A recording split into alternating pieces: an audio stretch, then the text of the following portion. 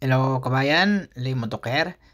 Yung gagawin natin, paano tanggalin natin yung dugtungan ng air cleaner papuntang sa baba kabayan. Bago ang lahat kabayan, huwag kalimutang mag-subscribe at i-click notification bell for more carbon repair. Kabayan, magpalit pala tayo ng air cleaner kabayan, no? Kasi basag to siya kabayan, no? Ayan.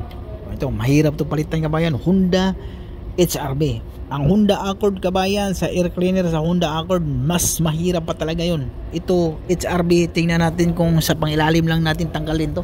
Pwede na siguro to sa pangilalim. Yung Honda Accord, sobrang hirap yun. Magpalit ka ng air cleaner lang, talagang baklasin mo pa yung shock sa tire, sa gulong, kasi talagang ipit na ipit. Ito naman, kasi okay lang to. Bali ito lang, tanggalin natin yung pangilalim lang. Hindi natin doon sa itaas tayo dadaan. Dito na tayo dadaan sa baba.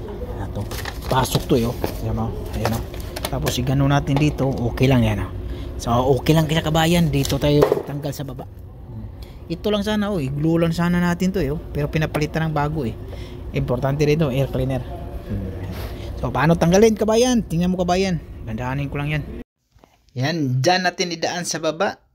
Saglit lang naman tanggalin yung sa baba kaysa doon mo idaan sa taas, medyo mahirap.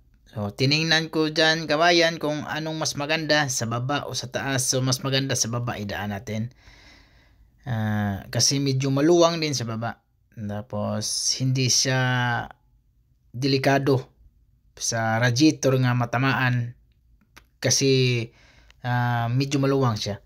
Ayan, mayroong 3 bolt lang naman siya. Pero yun nga kabayan, tulad na sinabi ko, yung Honda Accord mahirap maglagay sa ganyan na posisyon. Talagang mahirap, kailangan dami mong tatanggalin. Honda Accord, Honda Civic okay lang, yung Honda Accord napakahirap. Akala ko nga yung Honda SRV mahirap, so okay lang, sa baba natin didaan. Pero yung bago na yan kabayan, second hand siya, hindi siya brand new. Tapos yung ilaw pala bago, tapos pag bago pero second hand, tapos pag bukas ko sa ilaw, headlight dyan, basag palang headlight din. Pag deliver siguro yun, baka nahulog o kaya basta basag. Kaya hindi ko na nakabit. Kasi yung headlight na yung kabayan, basag kasi tagiliran kasi bagong fender dyan siya.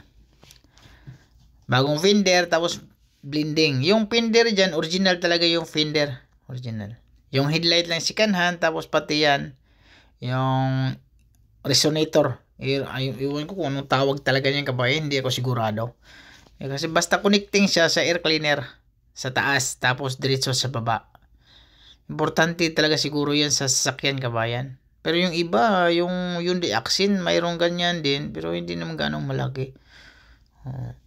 Tapos yan, nakabit na natin kabayan, saglit lang naman tanggalin siya. Basta yun nga, may gamit ka. Tapos may angat din natin yung sakyan, walang problema. Kaya okay din. Pero pag hindi yan pwede angat, dili ka matagal. Kung jack ka lang, mahirapan ka dyan sa baba. Tapos yan, kinabit ko na yung mga tornilyo na Phillips screw lang naman sa baba. Tapos 3 tornilyo doon sa yung sinabi kong box, air cleaner box siya, sa papuntang baba. Tapos hindi ko na ipakita yung headlight natin paglagay. Okay kabayan, maraming salamat kabayan.